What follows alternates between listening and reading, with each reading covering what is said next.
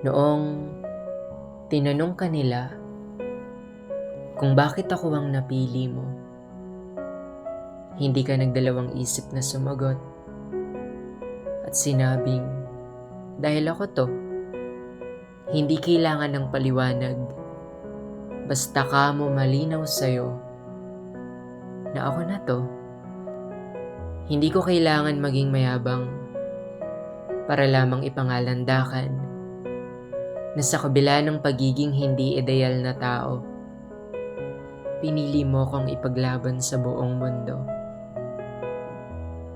Alam kong hindi magiging sapat ang pagbitaw ng salitang salamat. Malaman mo sanang nakikita ko ang lahat. Pinapahalagahan ito ng totoo at tapat. Pero oo nga no, hindi sa meron akong alinlangan. Pero hindi naman ako gwapo. Wala nga akong personal na sasakyan. Hindi ako katangkaran. At higit sa lahat, hindi ako matalino. Puro pagbati sa agahan, mainit na lugar sa tanghalian, meriendang hindi pinagplanuhan, at karaniwan lang na hapunan, nagsasalo sa kwentuhan, nabibighani sa kalangitan, nakikinig sa ingay ng mga tao, walang pake sa kahit anong gulo. Nakakatawa, nakagawa tayo ng alaala habang naglalakad lang sa kalsada.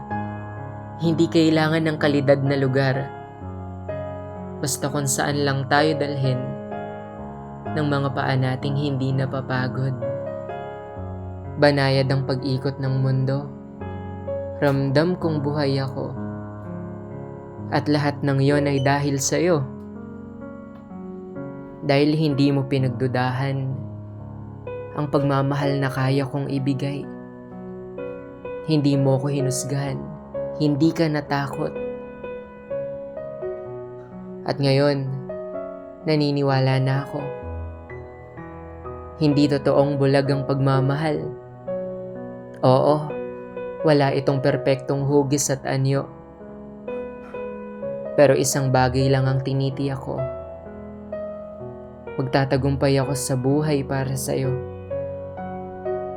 Para ibigay ang pinakapuro, tapat at walang hanggang pag-ibig na ikaw lamang ang karapat-dapat na makatanggap.